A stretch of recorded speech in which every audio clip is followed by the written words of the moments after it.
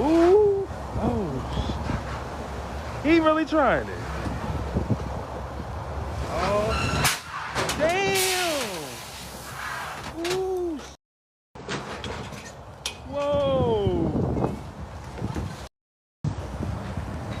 Wow, man. He really tried it. And he did it.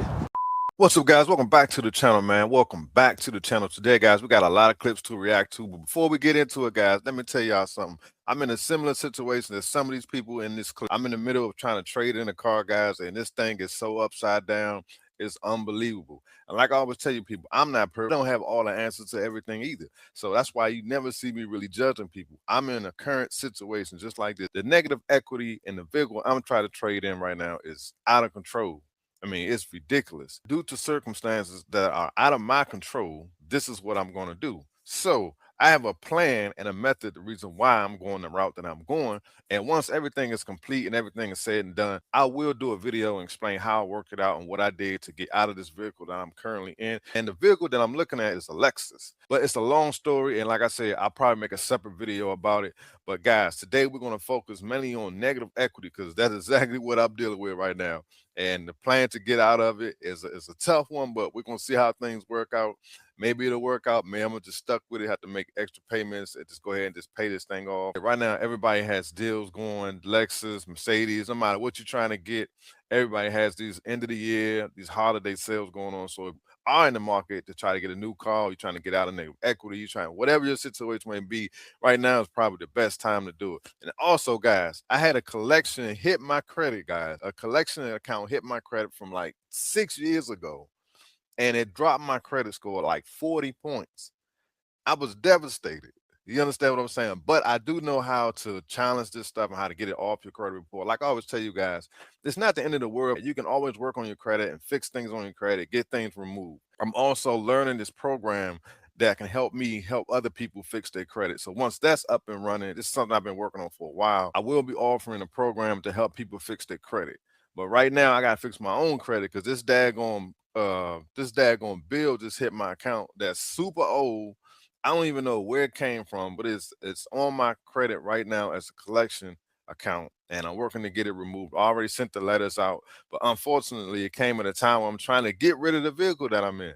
It's just crazy timing, guys. That's why I tell you guys, I'm just like you guys. I'm not perfect. Things happen. This is a real life channel. I don't try to sugarcoat things. I'm not sitting here acting like I'm perfect. I know I got the answer to everything.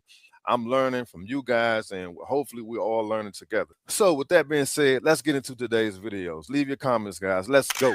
Well, one was my daughter. I only have one. I don't have much, and I do need another vehicle. What are you working with as far as cash down? I have like 500. Would the 500 help me or no? Of course, yeah. Down payment's always going to help you, love. So people who are coming in with situations where they have, a repossession, a bankruptcy, things of that nature, hard judgments on the credit, there are lenders who will give you a second chance at a loan. There are places they can get you approved, but you have to just meet minimum qualifications. You got to be working, right? You got to have an ID or a license and be able to put some cash down. What kind of car would you say you're shopping for? I'm looking for an SUV. I have to agree. If you have challenge credit, it's best to put some money down. Sometimes you don't have to. All depends on the dealer. Some dealers have great relationships with these banks. So if you can put some money down, it would definitely help your situation. Or sometimes you might just have to wait and just try to get that stuff removed off your credit report. At the end of the day, you're going to have a super high interest rate regardless, even if you put money down, because your risk, the bank is going to view as a risk.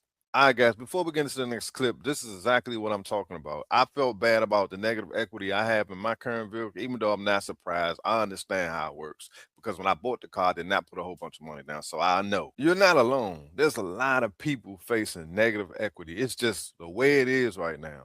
And some of these comments we're going to read under this video right here is going to blow your mind. Some of the negative equity these people have. I mean, it's unbelievable how much negative equity these folks got. Let's check it out. $80,000 in negative equity, a $2,000 a month payment, and still approved. Reached out from California saying he wanted out of his negative equity, and he knew he had a ton of negative equity and wanted my help. After reviewing everything and seeing that he had $40,000 in negative equity, I wasn't sure if I could help him, but He was pretty open-minded about his entire situation. And because of that, I was able to find him the perfect vehicle with over $17,000 off of MSRP, approved only $9,000 down on a 4-year lease, payment $1,700 a month. Not only does his payment drop $300 a month, but now at the end of his lease, he's done with his negative equity forever. Let me know in the comments how much negative equity you have, and for more content like this, follow Corey Creates Deals. All right, so what we're going to do, guys, we're going to read the comments because a lot of people were reaching out to this guy trying to make a deal to get out of the negative equity situation that they are in. So let's look at some of the comments under this video.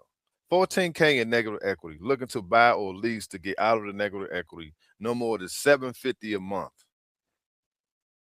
I have 7,000 negative equity. I have 25 to 27K. What else? 15 to 20K negative equity. 11,000 in negative equity. I have 15K negative equity. 2018 Jeep Grand Cherokee, and then 15K upside down. Let's keep going down, guys. I mean, it's outrageous. 14K again. 30K negative equity. Another 15K. So as you can see, guys, there are a lot of people in this situation. A lot of it came from when the pandemic hit. A lot of people were still buying cars, and the dealers were marking these cars up so high. And now that everything is kind of leveling out, a lot of people have negative equity, and it's just a part of the game right now. And the only way to really get out of it, like I say, put down a whole bunch of money. You can keep the car and just pay it off, or you can put it in, roll into a lease. Even when you roll into a lease, it's not going away. You're pretty much going to pay for it within the lease, but it's for a shorter time. And when the lease is over, you can just walk away, or you can get another car. And basically, your payment is going to be super high because you're still paying for that negative equity that you rolled over. You can feel what I'm trying to say? So it's just a lot going on, guys. And like I say, I'm in the middle of a similar situation. I like to be transparent. I don't want to sit here and try to act like I'm Mr. Perfect, because I'm not. And I'm just trying to navigate my finances just like everybody else. I should be able to get out of my situation the best way I can. But guys, it's a lot of people facing the same situations. And hopefully what we all can do is just learn from this stuff. That's all it's about, is learning. Nobody's perfect. You know, people try to come on these social media platforms and act like they do everything right, and nobody does everything correct. Everybody has their different methods of doing things.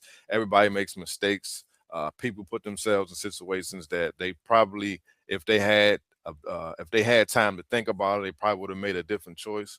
So we just got to be open-minded and learn. That's the only thing we can do. Nice lady who's trying to essentially rebuild after a repo. She makes great money, good job time, all of that. And the down payment was essentially reasonable, talking about $1,500. Unfortunately for her, no banks were willing to give her a chance because everything was negative on the credit. So we went and found a couple co-signers. She went to the length of getting 6 of them. Still, none of those people brought anything to the table to make a car deal. There was 2 one-car repos. There was some charge-offs on the credit cards that were, you know, behind, stuff like that. The point is, I'm willing to try anyone and as many people, and, you know, hopefully she'll still try to get another person that might bring something to the table. The crazy part of it is the down payment she would need specifically to qualify by herself is enough to buy a car. We're talking like $6,000.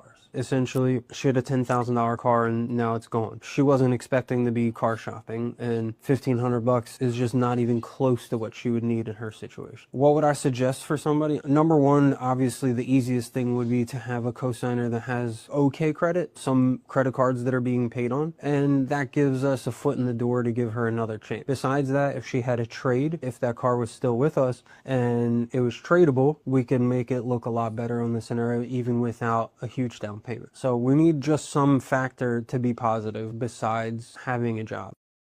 And see, that's the other thing, guys. A lot of people get co-signers that are in a worse situation than them. You need somebody whose credit is at least better than yours and have some positive things working for them. Because other than that, they're not going to be able to help you. Dealerships will work with you. They want to make the sale.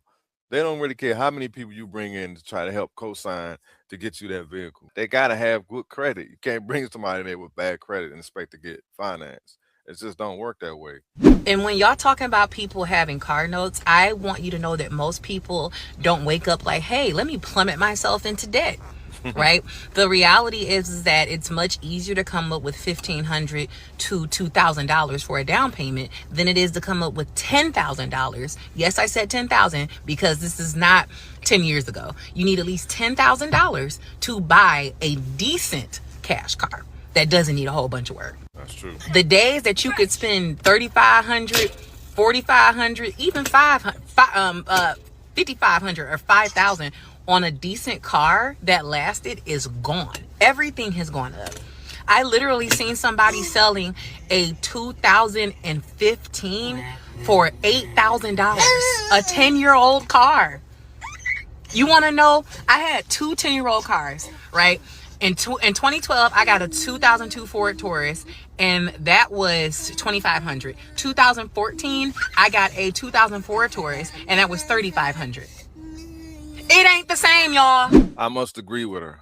I just bought my son a Honda Civic, 2013 Honda Civic, and that car was $10,000. That's not including taxes and tags and everything else that come with it.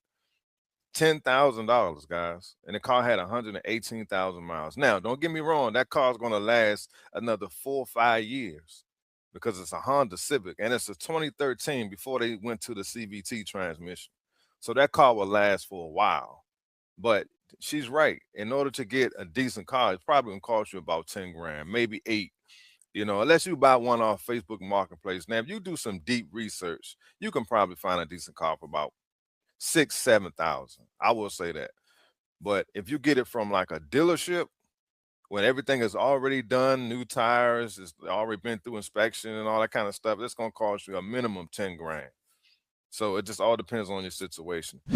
Okay, looks like it's a 23 RX 350 Premium. What are you looking to do here? Actually, Lexus is calling me for my car now, which they always do. My lease is actually up in 6 months, but I'm going to try to come out it now. You wrote that your contract balance is 37,348. Yeah, that's what it says. I'm not sure if that's what the buyout is. I'm going to pull your payoff and see if that is your purchase price. If it is, we should be able to get you out of the lease early. You are a little upside down, but it's not too bad. Do you know what kind of car you'd be looking into? Look into the X5. Particular trim on that vehicle? I think it's the M-Sport package Okay. with the black rim. I'm looking at either Brooklyn gray or a white, but I want the sandstone interior. Are you open to interior at all? I like Do a the brown? cognac interior. I haven't seen the brown, like, up close. But my Lexus, I have a cognac interior. I like that as well. Here's a car that I think matches exactly what you're looking for. I just sent you a picture of the vehicle. Let me know if you like it. Yeah, that's pretty. So assuming I'm not rolling anything in, if you can just give the car back. Do you typically pay your taxes and fees? The most I put down on this last lease was $3,000. That's first month's payment, DMV fee, bank fee up front, taxes in the payment. If you were doing 10,000 miles a year, you'd be at $1,198. But it sounds like you probably need something more, like 12 at least. I do 15. 15K puts you at 1265 with 3282 total out. Oh my goodness, I think that may be it. This is super easy. You're amazing because I've been stressed out about this car and I've been watching your videos and I'm like, okay, go ahead and go for it. Maybe he can help you. That's the name of the Super game. easy. So leave your comments, guys. Let me know what y'all think about today's video. Like I said, there's a lot of people facing negative equity right now, and it's just a part of the game. And like I say, I'm going through a similar situation. Like I said, I'll make a video to let you guys know how I was able to finagle my way through this, because I'm trying to figure out how I can make the best financial decision based on my situation. And it's going to be interesting. I might end up just having to, just bite the bullet and just pay cash and just be done with it. But I got other things going on, so I don't know if I really want to do that just yet. So we'll see. Leave your comments. Appreciate y'all watching. I see y'all on the next one.